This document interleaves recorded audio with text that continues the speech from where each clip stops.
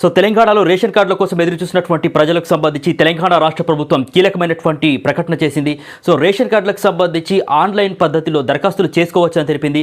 మీ సేవా కేంద్రాల ద్వారా యొక్క దరఖాస్తుల్ని అందుబాటులో ఉంచనుంది. సో మొత్తానికైతే రేషన్ కార్డులు కొత్తగా రేషన్ కార్డులు ఎవరికైతే కావాలో వాళ్ళందరూ కూడా మరి మీ సేవా కేంద్రాల ద్వారా కొత్తగా అప్లై చేసుకునేటటువంటి వెసులుబాటు కల్పించింది. సో మొత్తానికి రేషన్ కార్డుల కోసం ఏదైతే మరి ప్రభుత్వం అంటే ఒకవైపు ప్రజాపాలనకు సంబంధించి అప్పుడు కూడా దరఖాస్తును స్వీకరించింది.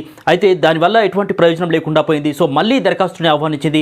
అయితే చాలామంది కూడా మరి రేషన్ కార్డులకు సంబంధించి అప్లై చేసినప్పటికీ తమ పేరు లిస్టులో రాలేదని చెప్పేసి ఆవేదన వ్యక్తం చేసినటువంటి తరుణంలో ప్రభుత్వం అయితే ఒక మరో కీలకమైనటువంటి నిర్ణయం అయితే ఈ యొక్క రేషన్ కార్డులపైన తీసుకుంది. సో మొత్తానికైతే మరి పేద మధ్యతరగతి వాళ్ళకి సంబంధించి రేషన్ కార్డులకు సంబంధించి చాలామంది ఎదురు చూస్తున్నారు. కొత్తగా పెళ్ళైనటువంటి వాళ్ళు కావచ్చు, కుటుంబాల నుంచి వేరుపడ్డ వాళ్ళు కావచ్చు. సో మొత్తానికైతే ఈ రేషన్ కార్డుల ప్రక్రియను మరి సరళీతరం చేయాలి, రేషన్ కార్డుల దరఖాస్తుల ప్రక్రియను సరళీతరం చేయాలనేటటువంటి ఉద్దేశంతో ఆన్లైన్ విధానంలో యొక్క దరఖాస్తులను స్వీకరించనుంది ప్రభుత్వం. సో మొత్తానికైతే యొక్క ప్రక్రియ అనేది మరి దీనికి డెడ్ లైన్ అనేది లేదు. సో మొత్తానికైతే రేషన్ కార్డు ఎవరికైతే కావాలో వాళ్ళ అర్హతను బట్టి ప్రతి ఒక్క వ్యక్తికి అర్హత కలిగినటువంటి ప్రతి ఒక్క వ్యక్తికి రేషన్ కార్డును అందిస్తామని ప్రభుత్వం అయితే చెప్తుంది. ఇది ఒక నిరంతర ప్రక్రియ అని కూడా ప్రభుత్వం స్పష్టం చేస్తున్నటువంటి పరిస్థితి అయితే కనిపించింది. సో మొత్తానికైతే రేషన్ కార్డులకు సంబంధించి కనుక మనం మాట్లాడుకుంటే ప్రతి ప్రభుత్వ పథకానికి సంబంధించి మరి రేషన్ కార్డుతో లింక్ ఉంది కాబట్టి మరి తప్పనిసరిగా పేద మధ్యతరగతి వాళ్ళకి రేషన్ కార్డు అనేది చాలా కీలకంగా మారినటువంటి నేపథ్యంలో మరి ప్రభుత్వం తీసుకున్నటువంటి ఈ నిర్ణయంతో